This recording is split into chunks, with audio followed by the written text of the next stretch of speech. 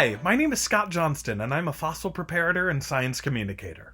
My expectations when I ordered from Wonder Artistic Models were that I would be buying some absolutely gorgeous and highly detailed, scientifically accurate, wooden laser-cut dinosaur models that kind of reminded me of the ones that I put together when I was a little kid, but actually based in science and much better looking. The primary reason I decided to purchase from Wonder Artistic Models was actually to supplement my scientific communication work. I already had some scaled dinosaur skeletal models and some cast dinosaur fossils, but I would always find myself missing some representative taxon of different groups that I didn't have, and Wonder had a really good selection. And since I bought them, I've used them as visual aids very effectively. They're accurate enough that I can point out features that I want to highlight on them.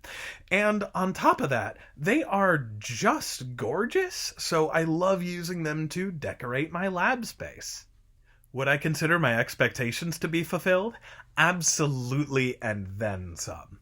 I always thought that the photos I was seeing of these models on Instagram were beautiful, but in person they are even more so. And I am completely blown away by the attention to detail in these models. Take this Carnotaurus, for example. It has an accurate number of fused sacral vertebrae.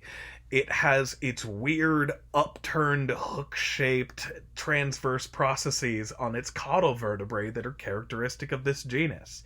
It has a perforated acetabulum, which is a diagnostic feature of all Dinosauria, and it even has the correct number, proportion, and orientation of all of its tiny little fingers on its goofy little arms.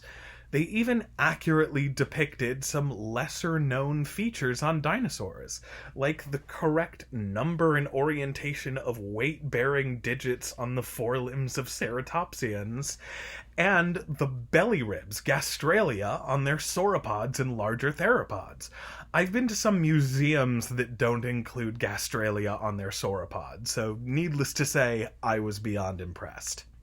I actually have several favorite features of these models, so it's really difficult for me to choose just one that I liked the most. But obviously one of them would be the aforementioned attention to detail and accuracy. Like the ornithischians, like Iguanodon here, actually have their teeth inset from the jaw margin because we think ornithischians had cheek structures of some sort, and we see that feature in their skulls. And dinosaurs that aren't thought to have cheeks, like the sauropods, like Brachiosaurus, or the theropods, like Carnotaurus, don't have that feature.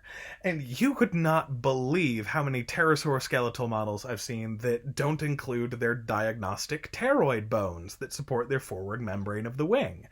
I would be impressed with this level of detail in any models of the skeletons of prehistoric animals, let alone ones that are from laser-cut wood. I also love the posture of all of them.